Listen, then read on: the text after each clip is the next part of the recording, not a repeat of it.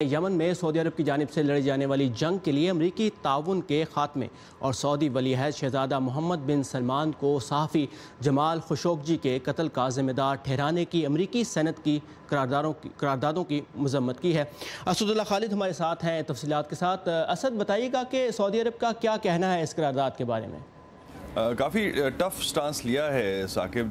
जब हम देखते हैं सऊदी वजारत ख़ारजा की जानिब से जो स्टेटमेंट इशू हुआ है, ख़ासतौर पे उन दो करारदादों के बाद, जिसमें एक करारदाद में यमन में जो फ़ौजी सपोर्ट है अमेरिका की तरफ से उसमें पाबंदी लगाने का कहा गया है, अनलेस के वो लोग जो है अलकायदा के लिए फ़ाइट कर रहे हो, ये सपोर्ट जो है अलकायदा की फ़ाइट में मदद दे रही हो, तो तब इसको रोका जा सकता है या तब इसको जारी रखा जा सकता है। On the other side Jamal Khashoggi का जो कत्ल था उस हवाले से सऊदी वलीअहद को डायरेक्टली जिम्मेदार ठहराया गया है। तो उस पर जो पॉलिसी स्टेटमेंट आया है वजारत ख़ारजा की जानिब से सऊदी अरब की, उसमें काफ़ी हद तक एक तो सऊदी फरमारवा जो हैं, जो वलीअहद हैं या जो शाही ख़ानदान है, उसके बारे में कहा गया है कि जो रूलर्स के बारे में किसी किस्म की कोई गुस्ताखी बर्दाश्त नहीं की जाएगी, कोई भी स्टेटमेंट ऐसी बर्दाश्त नहीं की जाएगी। और उसके अलावा एक तो इसको झूठ पे मबनी कहा गया है जो पूरी करारदाद जो मंजूर हुई है, और उसके बाद सबसे बढ़ के इसके हवाले से इंटरनल जो मामलात हैं सऊदी अरब के, उसमें मुदाखलत का इसको जो है वो कनेक्टिविटी दी गई है बेसिकली।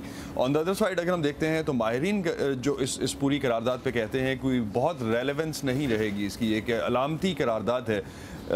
इवन दो कि अगर हम ओवरऑल देखते हैं तो सेनेट में तकरीबन 41 लोग जो थे वो इसके अगेंस्ट थे और 56 वोटों से ये पास हुई थी करारदाद, जिसमें काफ़ी हद तक सदर ट्रंप की जो रिपब्लिकन पार्टी है, रिपब्लिकन मेंबर्स जो हैं, उन्होंने भी काफ़ी हद तक जो है इसमें पार्टिसिपेट किया था, जिसकी वजह से हमने देखा कि 56 जो हैं वो टोटल मेंबर्स इसकी सपोर्ट में हमें नजर आए। असदुल्ला खालिद हमारे साथ थे कैपिटल हिल से। Thank you Asad for these updates.